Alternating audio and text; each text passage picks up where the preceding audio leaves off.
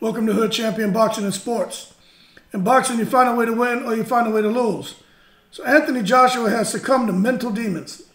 And he's talking about it, and he's trying to regroup, trying to regain himself. The USYK and RUIZ losses have drove him to, contemplating suicide and quitting boxing and just doubting himself. However, he's fighting through his most difficult times, and he's gone on to talk about it in several interviews.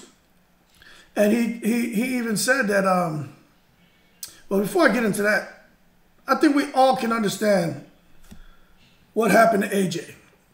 We saw in the Ruiz fight that aggressive Anthony Joshua, that Anthony Joshua with the killer instinct, the Anthony Joshua that went down hard against Klitschko and was really out on his feet, but had that self-belief and came back into the fire, letting his hands go because he believed in his skill set and what he could do. And as a result, he came in there and got the knockout against Vladimir Klitschko. That being said, Vladimir Klitschko did kind of let him off the hook. So let's not take it to the stupid. But AJ, man, showed in every fight before Ruiz that when he gets in there, it's seek and destroy. That was the mission. It was the same way in the Ruiz fight until he got touched. And he just never recovered. After the Ruiz fight, you saw it. The rematch, scared to mix it up with him. When they did mix it up a little bit, Joshua was quick to hold and try to get the hell out of Dodge. He goes on there, gets into there. Man, what's that guy's name, man? What's his name? Chisora just beat him. Kubrat Pulev. He outboxed him until he got him into the deep waters, and then he just got him out of there and showed the power that, really, if he would have showed that early in the fight, he probably could have knocked him out then, but he didn't want to take a chance. Then he comes and mixes it up with USYK. First fight, you can see he's scared to let his hands go. He gets outboxed. Tried to outbox the boxer, bad idea. Brings Robert Garcia on for the rematch. We thought he would have definitely been more aggressive, which he kind of was. He did look better, but he just didn't do enough to win, and he lost his right to complain. Then he had the meltdown at the end of the fight, and that was probably the first sign where it kind of confirmed for a lot of people that something was wrong with AJ. But that being said, he goes on to say that you saw after my last fight, and he's talking about with USYK, he said, I swear to you, he said, it tore me apart. It had so much riding on it for me, the British fans, the undisputed fight. In addition to that, he didn't mention this, but that damn near $1 billion deal that he had signed, and that was contingent on him winning. You see, that's what he's not talking about, because if you remember, he just signed a deal with DAZN. Basically, that deal would have carried him throughout the rest of his career. Real money, and all that went up in flames. So he said, it tore him apart. So from a mental capacity, my close ones are telling me you should rest mentally. Physically, I'm down to ride. I'm a warrior. I like this game. I like competing. But on a mental aspect, I think people are really seeing that it means a lot. And I can tell you from experience, let me tell you, man, when your mental health is affected, it is hard to function. It's hard to function, hard to be around people. Man, because you can't leave your mind behind. Even when you're alone, your mind just goes. It is difficult. Man, you start seeing shit. You start dreaming crazy stuff, man. I went through it, and I don't mind talking about it. I'm not going to get into all the specifics, but I'll tell you, man, when you're going through mental illness, right, and you're dreaming that you're in a river and your kids are screaming for you and crocodiles are eating them, and you're trying to reach to get to him, but you can't reach through the water because the water, every time you touch the water, it turns into a brick wall. Like, that's the kind of shit that I saw. So I don't know what he saw, what he's dealing with. And of course, I had a tough time being around people, but I'm a lot better now. But I'll tell you, when I was going through that, man, for those few years, that shit was hard. And I'm telling you, for me, I just saw craziness. But for AJ, he just lost a lot of confidence and just wanted to escape it all. So he says, even if I'm not fighting, I see my name getting called out every day. So it's the mental pressure that's being AJ as well. And obviously holding up a reputation as well. These type of things go hand in hand. It's tough, man. Of course, you're the top 1%, champ. Everybody has high expectations for you. You have that for yourself. You can't lose. And that's what sucks about these guys. They can't lose. People see them as, oh, he's the champion. He can't lose. As soon as you lose, everybody turns their back on him. And that sucks. But at the end of the day, hey, man, these guys make millions and millions of dollars, so I don't feel sorry for them at all. I feel bad about the mental health aspect, because obviously they're not prepared for that. See, everybody wants to sign up to be in the public eye. They want the money, they want the fame, and when things are going good, it's great. Adrian Broner. But when it goes bad, it's horrible. It's horrible.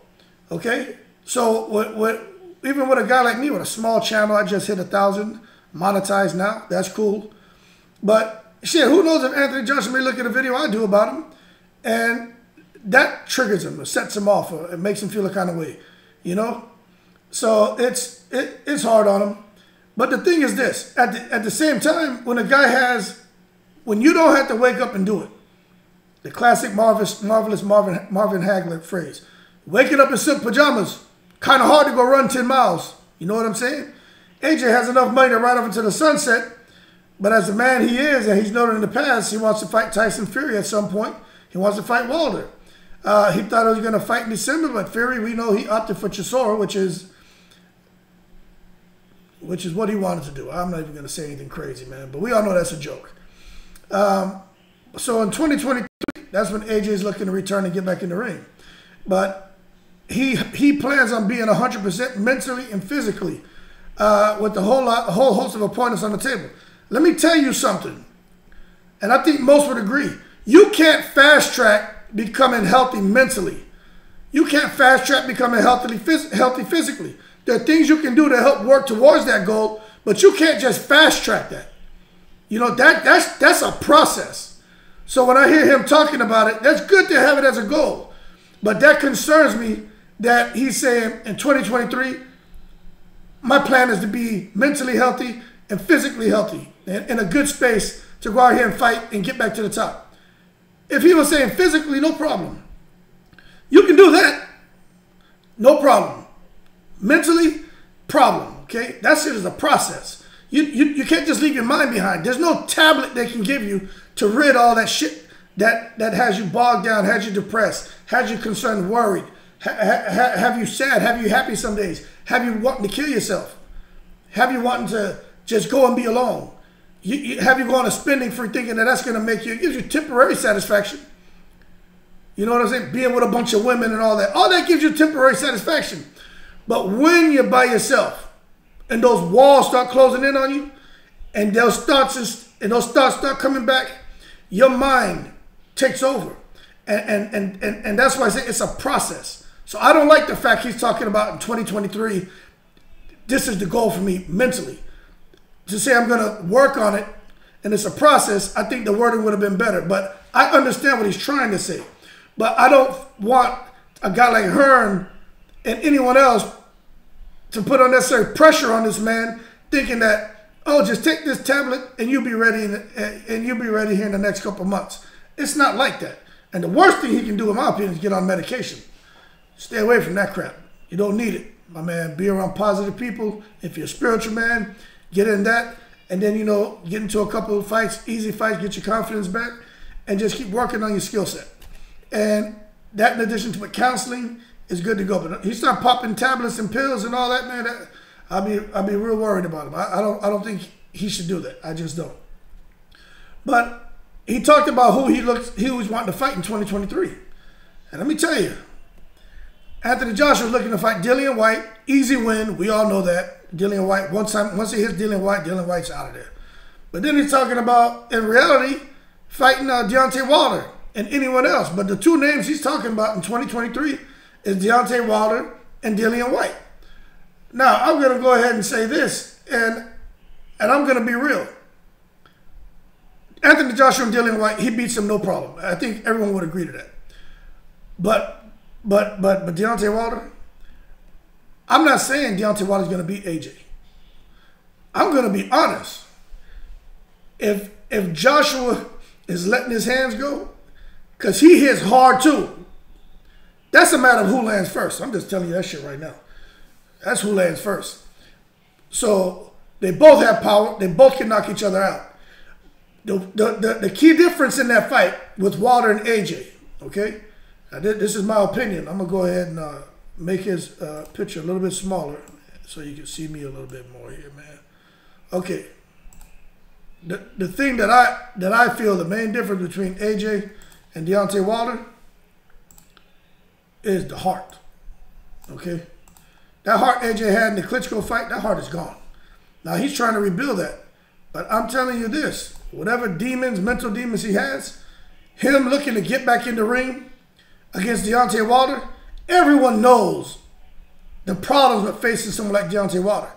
If he touches you, you're going to sleep. You're going night-night.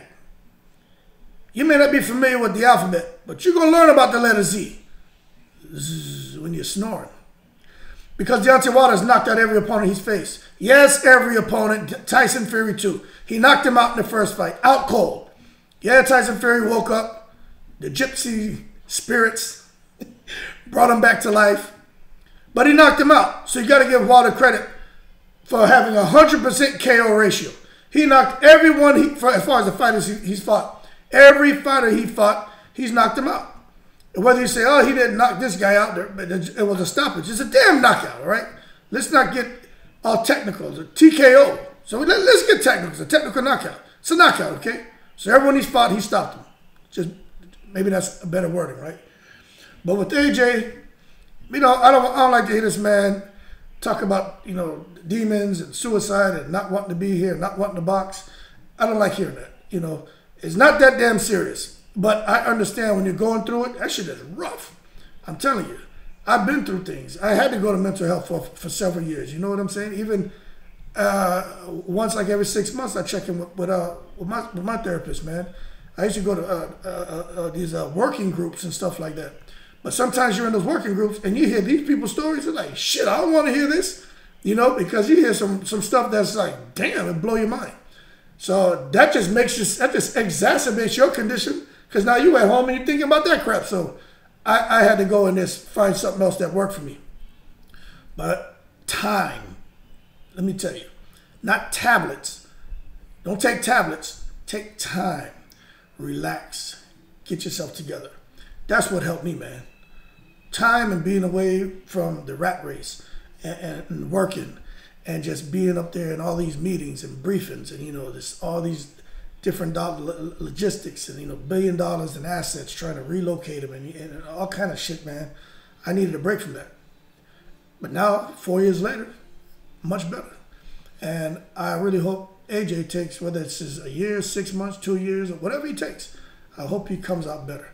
And I can sit here, and I'm going to do another video touching on this because all these guys are coming out with it. And I'm going to tell you right now, Deontay Wilder's going through it too. When you see a man cry like that all the time, who never did that, there's something that happened to him. And I'm telling you what it was those Tyson Fury fights. And I'm not saying it's a bad thing. I'm just saying when it's good, it's good. When it's sweet, it's sweet. But when it goes left, it's rough. And I couldn't imagine being a public figure. I can tell you from doing this and just having the channel and some of the comments, none of this shit bothers me. But there's some you read and I'm ready to reply back. And then I catch myself like, what am I doing?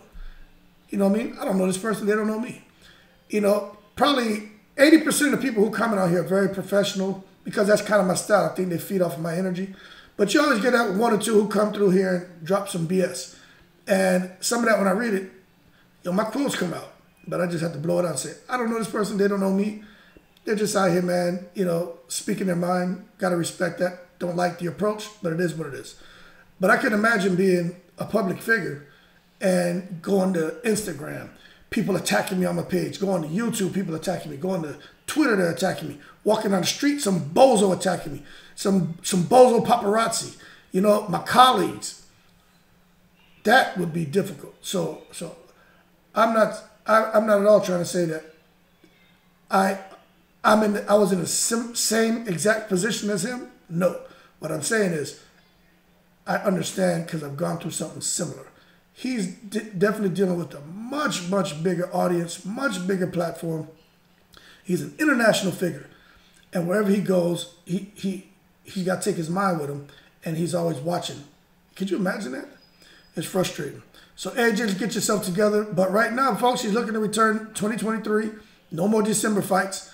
And he's looking to fight anyone, but the two names he wants is White and Wilder. So it looks like the first fight is going to be White.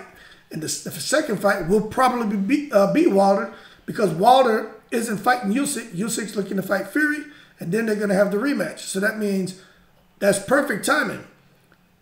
Wilder will return to fight Ruiz, and then he'll probably have, and at the same time, USYK and Fury fight. Then USYK and Fury have the rematch, then Wilder can fight Dillian White. And then after that, it's either Dillian White or AJ. And then after that, you got Fury or USYK will be free, and then Wilder will be in line for the mandatory there. So it's probably going to end up being Wilder, Fury, and AJ, all there standing at the end of the day waiting to get a shot for those belts. But it's very interesting. But 2023 is going to be an interesting year. So I'm looking forward to that. But that being said, y'all keep cool. AJ, man, things will get better with time. Forget the tablets. Forget the bullshit. Time, brother. That's what you need. I'm telling you from personal experience, and everything will sort itself out. That being said, y'all keep cool. Shout out to people from all 7 continents. I appreciate the support. Y'all, I really appreciate it. I really do. Y'all keep cool. I'm in the breeze.